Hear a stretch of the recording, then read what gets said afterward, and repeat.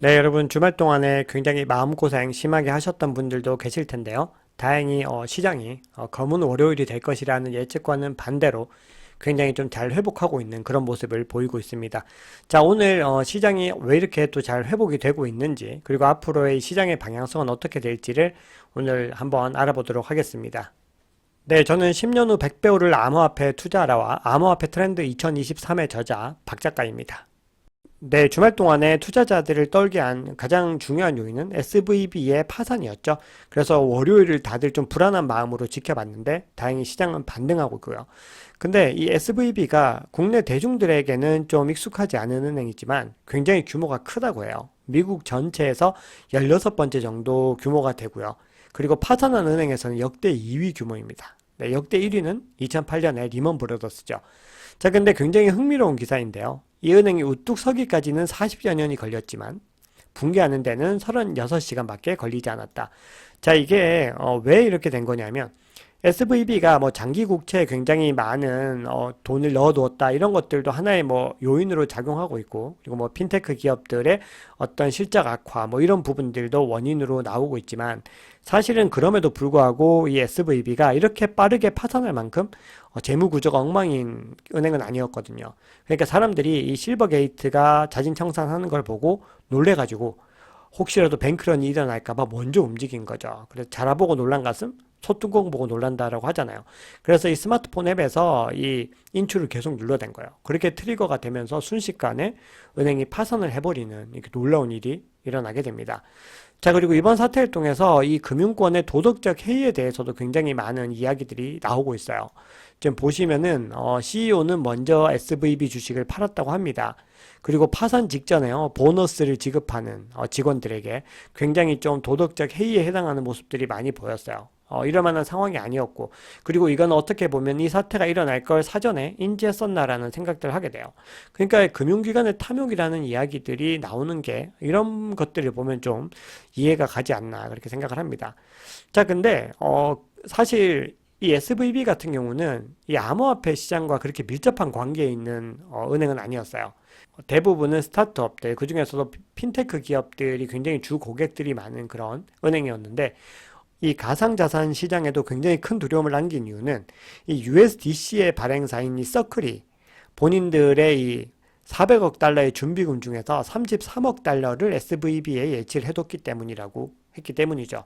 자, 그래서 이 딥패깅이 굉장히 크게 일어났어요. 패깅이 깨져가지고 한때는 거의 뭐 0.8 부근까지 내려갔었는데, 지금은 다시 이제 0.99999, 네, 거의 정상을 이제 되찾고 있는 그런 모습을 보여주고 있죠.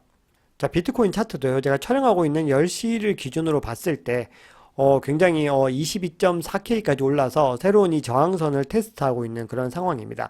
19.5K에서 굉장히 급반등을 했습니다. 많은 분들이 19.2에서 19.5 혹은 19.7이 지지선이 될 것이라고 했는데, 예, 그게 딱 터치를 하고 올라가는 그런 그림을 보여줬죠.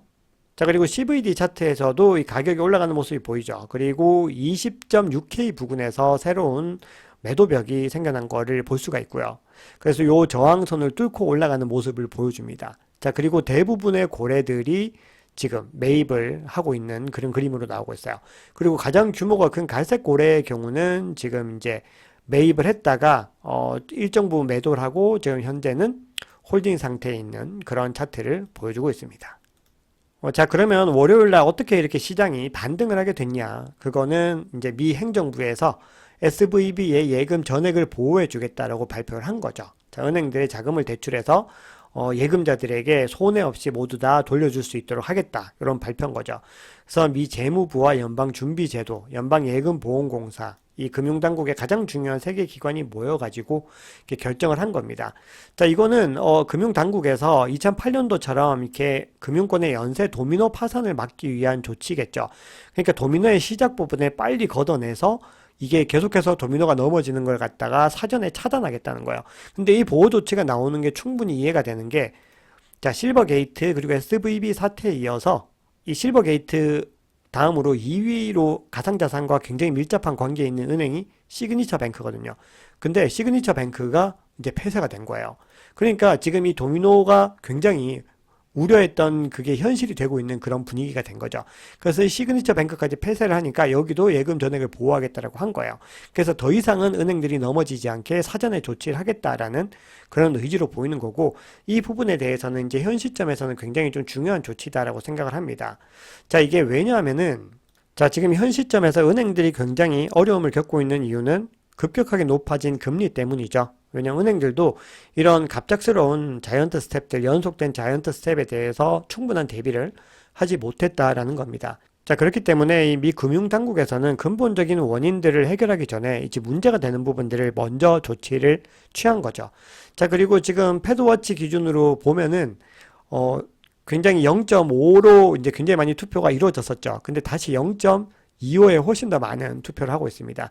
그래서 이제 3월 14일에 있을 소비자 물가 지수를 확인해야 되겠지만, 우리가 20일 FOMC에서는 아마도 0.25% 인상을 하지 않을까라는 의견이 훨씬 더 지배적으로 대두되고 있는 상황입니다.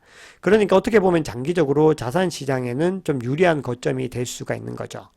자, 그런데 여러분, 이게 지금 이 상황이 암호화폐 시장에 또 무조건 장점이다라고는 볼 수는 없는데요. 어떻게 보면 또 장기적으로는 굉장히 좋은 거다라고도 볼 수 있을 것 같아요. 자, 우리가 그 암호화폐 시장에 굉장히 유동성을 많이 공급해줬던 가장 중요한 은행이 실버게이트 캐피탈이었거든요. 근데 이게 이제 파산을 하면서 이 서비스를 대체를 해야 되잖아요. 그게 시그니처 뱅크라는 또 대안을 많은 또 기업들이 꺼내 들었는데, 역시나 지금 상태가 굉장히 좋지 못해요. 그렇기 때문에 이 암호화폐 업계가 새로운 이제 방법들을 찾아내야 되는 거예요. 이게 JP 모건에서 발표한 건데 거의 비슷한 얘기를 모건 스탠리도 하고 있습니다. 이 실버게이트가요, 암호화폐 산업 성장에 굉장히 중요한 역할을 했었다는 거죠. 그런데 이번에 이제 자발적 청산을 하면서 미국에서 이 법정화폐를 암호화폐로 전환하는 길이 막힌 거예요. 이 US 달러를 원활하게 제공해주는 역할을 했었거든요. 그게 단기적으로 보면 악재로 볼 수가 있죠. 근데 장기적으로는 결국 암호화폐가 이 루트들을 굉장히 다양하게 시도를 하고 다변화해야 되는 그런 또 하나의 선택지에 놓인 겁니다. 그렇기 때문에 이 시점에서 또 새로운 서비스들이 계속해서 태어나게 되고 더 메이저 은행들과의 어떤 거래들이 더 늘어나게 되고 하면은 이 시장이 훨씬 더 근본적으로 발전할 수 있는 또 그런 기회가 될 수도 있겠죠. 자, 생각보다 시간이 많이 지났는데 제가 핵심적으로 여러분들께 들려드릴 이야기는 지금부터입니다. SVB 뱅크, 즉 SVB가 이제 새로운 인수자를 찾아야 되는데 굉장히 또 주말 동안에 그 인수자가 일론 머스크가 되지 않을까라는 그런 기사들이 외신부터 해서 국내 언론을 굉장히 뜨겁게 달궜어요. 근데 이거는 한 이제 트위터리안이 이렇게 합니다. 내 생각에는 트위터가 SVB를 인수해야 된다. 그렇게 해서 디지털 은행이 되어야 된다. 라고 주장을 합니다. 자, 근데 여기에 대해서 일론 머스크가 답변을 남기죠. 나 그 아이디어에 대해서 열려 있다. 네, 근데 이 게시물은요, 일론 머스크의 어떤 가고자 하는 방향성을 정확하게 짚었다라고 볼 수 있습니다. 바로 이 트위터를 인수한 이유에 있는 건데요. 자, 요런 기사들이 포춘에서도 나고 있고, 자, 국내 언론에서도 났는데 기사를 조금만 더 볼게요. 자, 디지털 은행이 돼야 된다라고 했는데 여기에 대해서 굉장히 많은 사람들이 반응을 했습니다. 자, 그리고 이 핀테크 회사 보키오라는 곳의 이제 브랜딩 책임자도 머스크가 SVB의 폐허를 사들이는 것은 완전히 이치에 맞고 트위터를 위해 실행 가능한 비즈니스 모델을 만들 수 있을 것이라고 적었습니다. 자, 그러면 우리가 조금만 더 시간을 돌려서 일론 머스크가 트위터를 인수하기 직전으로 가보겠습니다. 당시에 한 사용자가 이렇게 물었어요. 만약에 트위터와의 거래가 성사되지 않았을 때 어떻게 할 거냐라고 머스크에게 물었더니 일론 머스크가 x.com 요렇게만 대답을 합니다. 자, 그럼 우리는 x.com이 뭔지에 대해서 알아야 되겠죠. 자, 이 x.com이라는 건요. 자, 머스크가 1999년에 공동 설립한 인터넷 은행이에요. 그리고 2000년에 이 피터 틸이 이끌던 커뮤니티와 합병을 했고 이게 사실상 인수합병을 한 거예요. 인수를 했어요, 이 회사를. 그리고 이게 뭐가 됐냐? 바로 페이팔이죠. 그러니까 이 x.com은요, 페이팔의 전신인 겁니다. 자, 그리고 이 페이팔이 이베이에 팔리면서 일론 머스크는 천문학적인 부자가 돼요. 자, 그런데 이후에 이제 일론 머스크는 그 돈을 가지고 스페이스X를 창업을 하게 되는 건데요. 2017년에 이 도메인을 갖다가 88억을 주고 88억 4억 5천만 원을 주고 일론 머스크가 다시 사들이게 됩니다. 즉 일론 머스크는 이 인터넷 은행, 디지털 은행에 대한 이 꿈을 전혀 포기하지 않은 거죠. 그리고 일론 머스크의 그 목표는 바로 트위터를 통해서 실현될 가능성이 높습니다. 트위터를 사는 건요, 이 크리에이팅, X를 만드는 것에 대해서 이 촉진제 역할을 하는 거예요. 그리고 이거는 어떤 역할을 할 것이냐, 바로 everything 앱이다. 모든 것을 할 수 있는 앱이다라는 거예요.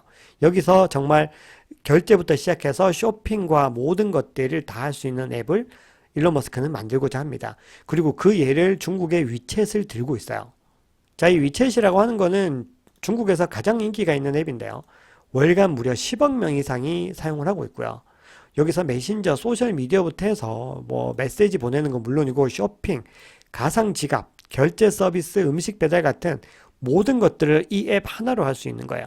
그러니까 일론 머스크가 이 트위터를 통해서 이루고자 하는 게 이건데 결국 이 과정에서 뭐가 필요하다? SVB가 필요할 수 있다는 거예요. 왜냐하면 디지털 은행으로 가기 위한 교두보를 마련해 주는 거죠. 자, 그래서 국내에서도 이런 기사가 나왔습니다. 일론 머스크가 직접 얘기를 한 거예요. 트위터, 세계에서 가장 큰 금융기관이 될 수 있다. 네, 본인이 트위터를 인수해서 가고자 하는 방향을 명확하게 제시를 한 것이죠. 자, 이 일론 머스크의 계획에 대해서는 트위터의 창업자죠. 잭 돌시가 먼저 밝힌 바가 있어요. 머스크가 인수하기 직전에 트위터는 비트코인을 수수료가 거의 없이 즉시 결제와 송금에 이용할 수 있는 비트코인 라이트닝 네트워크를 채택하기 위한 준비 상황을 마쳤다. 이미 암호화폐 결제에 대한 기반들을 마련해 놓은 상태였고요. 그리고 암호화폐 지갑을 만드는 정황도 유출이 된 겁니다. 자, 그렇기 때문에 이 SVB와의 연결고리가 이제 조금 더 명확해지는 거예요. 이 인터넷 은행을 통해서 암호화폐 결제가 가능하고 사실 여기서 모든 것이 이루어질 수 있는 그런 앱을 만들고자 한다는 겁니다. 그리고 여기에는 뭐가 도입이 될 가능성이 높을까요? 비트코인과 도지코인이 채택될 가능성이 높다는 겁니다. 자, 그래서 제가 이 부분에 대해서는 제가 별도의 컨텐츠를 또 만들 예정이에요. 그래서 도지코인이 일론 머스크와 또 어떤 관계 연결고리가 있는지는 또 다시 말씀을 드릴 텐데 어쨌든 일론 머스크가 트위터를 통해서 그리고 있는 큰 그림에 대해서 알아보았고요. 그리고 SVB와의 어떤 연결고리에 대해서도 알아보았습니다.